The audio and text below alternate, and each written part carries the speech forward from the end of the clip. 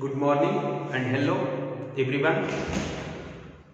पिछले 2 दिनों से मैं आपको लैंगिक पहचान समाजीकरण में परिवार की भूमिका के रूप में पीडीएफ के तौर पे 3-6 पेज का कुछ मटेरियल दिया था।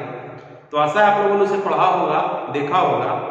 फिर भी बहुत सारी शंकाएं, बहुत सारे प्रश्न, डाउट्स आपके मन में रह गए होंगे।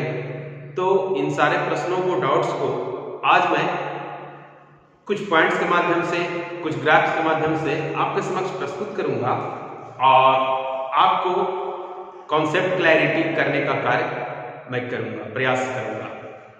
तो सबसे पहले आप लोगों ने अपना सिलेबस देखा होगा, तो उसमें है gender identities, socialization in family school, different जो है इंस्टीट्यूशंस हैं।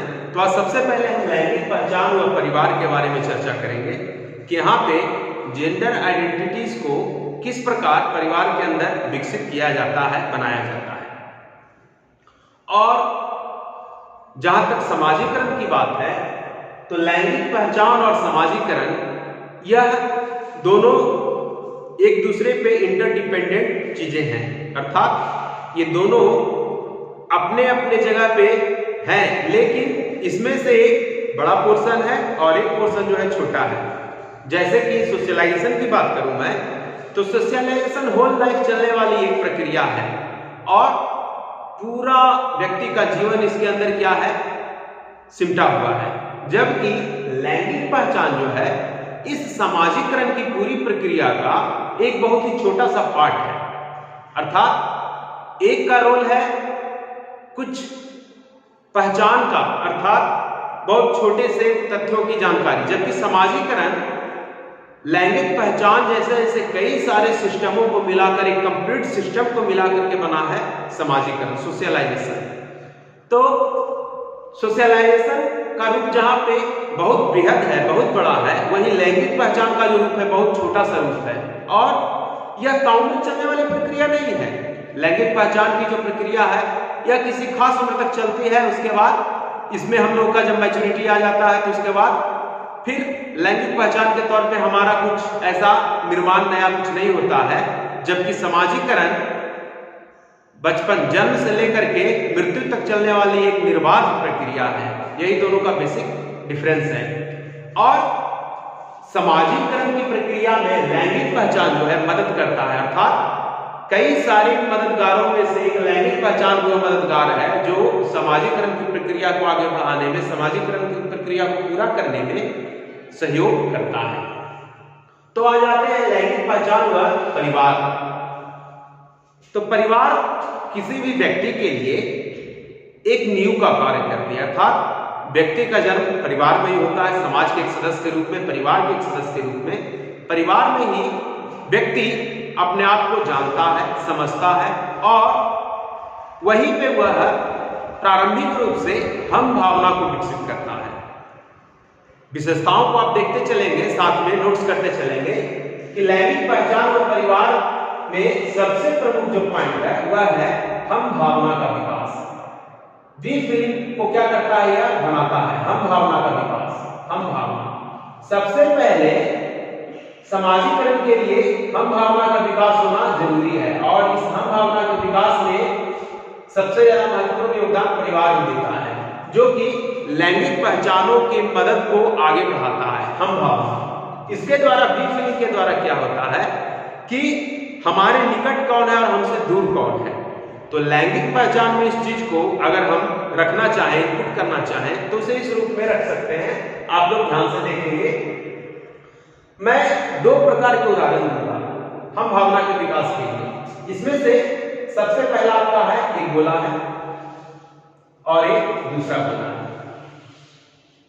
इसमें आपका है, ये है आपका पुरुष पुल्लिंग वाला, पुरुषवाची, और ये आपका है स्त्रीवाची। रिफरेंस क्या है हमारा? रिफरेंस है लैंगिक पहचान और परिवार और हम भावना का विकास, जो कि यह समाजीकरण की प्रक्रिया को क्या करेगा, बढ़ाएगा। समाजीकरण की प्रक्रिया या आगे बढ़ाने का कार्य करेगा।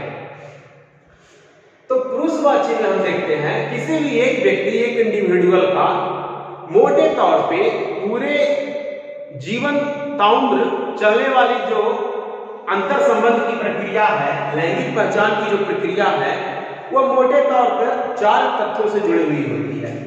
ये है इंडिविजुअल है और इसको हम 4 रूपों में विभाजित कर देते हैं। 4। तो ये सबसे पहला हम किसी परिवार में जन्म लेते हैं, समाज में जन्म लेते हैं, तो किस रूप में लेते हैं? पुत्र के रूप में। पुरुषवाची है तो पुत्र के रूप में, यह हमारी पुत्र के रूप में पहचान है, पुरुषवाची। उसके बाद हम किसी के क्या हैं? भाई हैं, हम किसी के भाई हैं। उसके बाद हम किसी के क्या हैं? हम किसी के पति हैं, हस्बैंड, पति। और उसके बाद शादी विवाह होने के बाद हम किसी के क्या हैं? पिता। हम किसी के पिता हैं। तो देखिए, लैंगिक पहचान के निर्माण में पुरुषवाची जो है लैंगिक पहचान, वह मोटे तौर पे ताउम्र चलने वाली जो प्रक्रिया है, वह मुख्य रूप से 4 पार्ट में डिवाइडेड है। एक पुत्र के रूप में, एक भाई के रूप में, एक पति के रूप में और एक पिता के रूप में। उसी प्रकार से स्त्रीवाची आते हैं, कोई एक महिला है, कोई एक फीमेल है, तो उसका भी इससे 4 प्रकार के संबंधों का मोटे तौर पर लैंगिक पहचान पर क्या होता है? विनिर्माण होता है, जिसके आधार पे अन्य कई सारे संबंधों या लैंगिक पहचानों का धीरे धीरे क्या होता है? विस्तार होता जाता है। तो सबसे पहले यहाँ पुत्र के जगह क्या लगेगी? पुत्री। हम किसी परिवार में पुत्री के रूप में जन्म लेते हैं। उसके बाद हम किसी का क्या हो सकते हैं? बहन।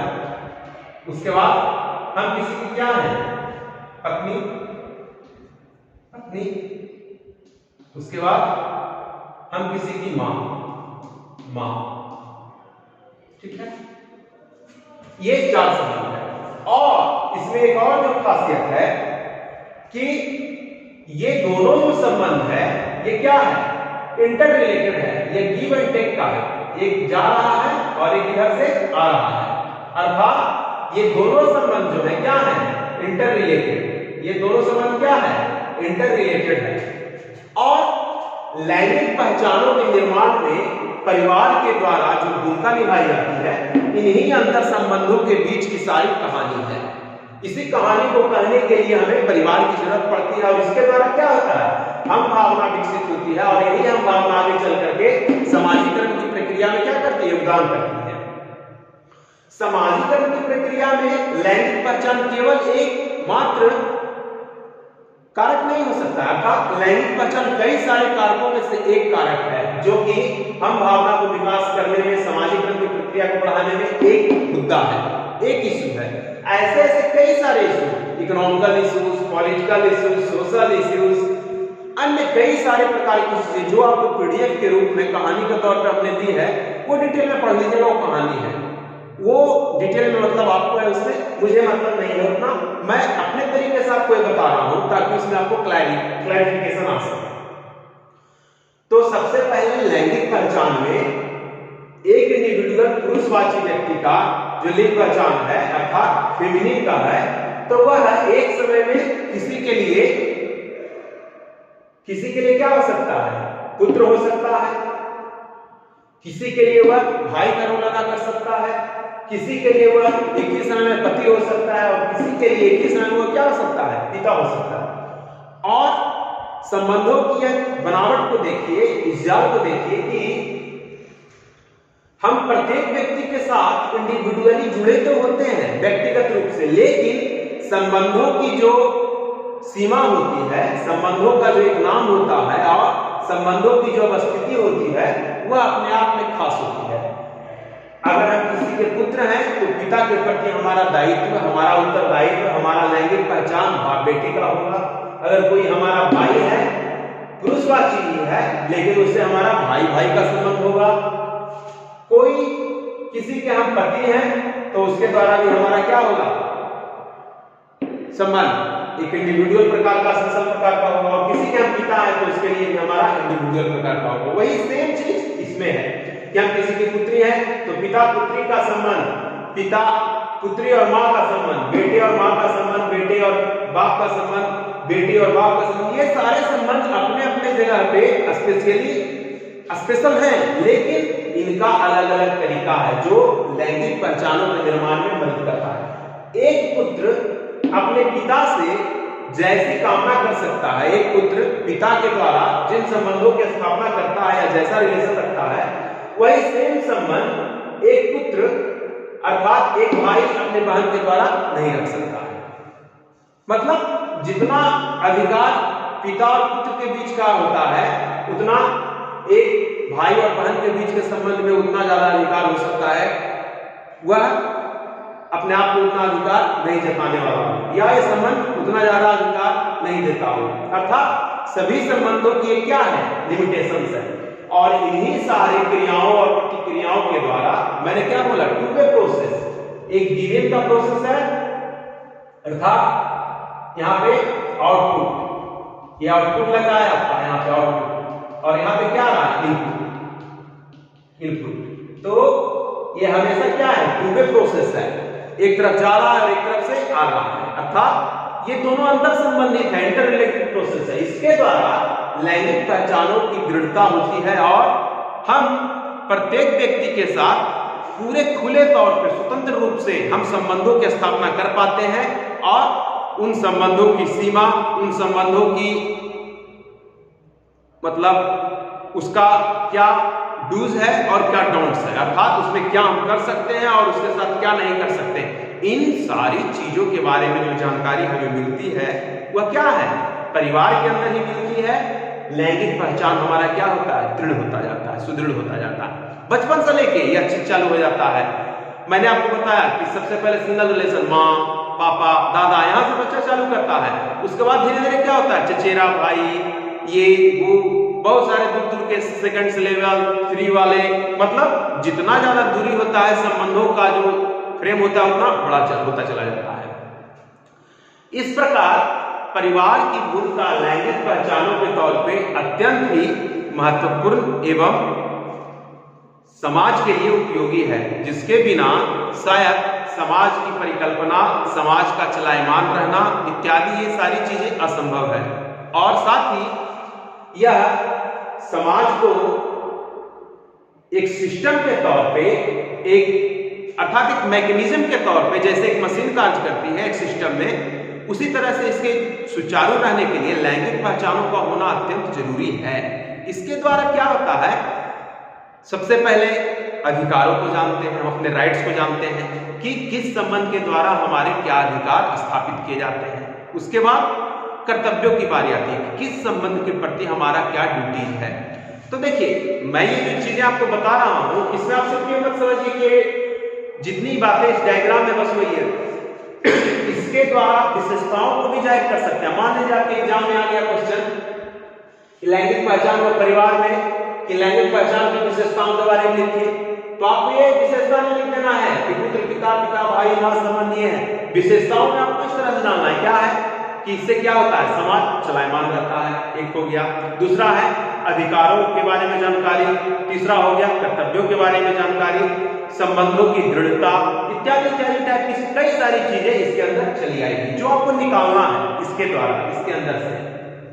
तो लैंगिक पहचान में परिवार की भूमिका के संबंध में ये मोटे तौर पर मैंने आपको एक पिक्चर दे दिया आपको मोटे तौर पे, और इसी पिक्चर के द्वारा आप ये समझ जाएंगे कि लैंगिक पहचान कितना आवश्यक है, इसका क्या महत्व है, इंपॉर्टेंस है। साथ ही अगर एग्जाम में आ जाता है लैंगिक पहचानों की प्रासंगिकता के बारे में, तो बड़े आराम से आप इसको देखेंगे, इसको समझेंगे और आराम से इसको निकाल लेंगे कि क्या प्रासंगिकता है। इसके बिना क्या होगा, हमारे संबंध स्थापित अगर क्लियरली नहीं होंगे, क्लैरिटी नहीं होगा, तो क्यों उसकी स्थिति उत्पन्न होगी कि सिर्फ हम पुरुषवादी और स्त्रीवादी ढंग से सोचेंगे और सोचेंगे कि सभी के साथ हमारे जो अधिकार है, कर्तव्य है, ड्यूटीज है, राइट्स है, सब एक समान है। तो इसके द्वारा समाज को चलने में, परिवार को आगे बढ़ने में, अर्थात ग्रोथ करने में, विकास में, डेवलपमेंट में क्या होगा, दिक्कतें होगी और धीरे धीरे ये क्या होगा, कोलैप्स करने की स्थिति में हम आ जाएंगे, अर्थात सारे संबंध क्या हो जाएंगे, गड़बड़ हो जाएंगे। तो इन सारी चीजों पे आपको ध्यान देना है। पुरुषवाची, स्त्रीवाची, दो रूप में मैंने आपको बताया लैंगिक पहचान, और साथ ही साथ इसमें अधिकार है, कर्तव्य है, गरिमा का भी ख्याल रखा जाता है कि किस संबंध के द्वारा हम कितने गरिमापूर्ण संबंधों की स्थापना कर सकते हैं और इसके द्वारा सुचारू रूप से हम एक दूसरे से क्या करते हैं, अंतर संबंधित होते हुए भी अपने अपने रूप में। अर्थात देखिए, ये एक ऐसा जाल है जिसमें हम एक दूसरे से क्या है, जकड़े हुए बंधे हुए भी हैं और एक तरह से देखिए तो अधिकार और कर्तव्यों की सीमा सुनिश्चित होने के कारण हम बहुत हद तक स्वतंत्र भी हैं कि इस संबंध में हमारा इतना कार्य है, इतना कर्तव्य है, इतना अधिकार है, उसकी पूर्ति हो गई, उसकी जरूरत पूरी हो गई, उसके बाद उस संबंधों के द्वारा हमें और अधिक अंदर जाने की जरूरत नहीं पड़ती। कहा जाता है ना कि जैसे जैसे हम लोग प्राइमरी स्टेज, सेकेंडरी स्टेज अर्थात सामाजिकरण में बताया कि प्राइमरी सोशलाइजेशन, सेकेंडरी सोशलाइजेशन और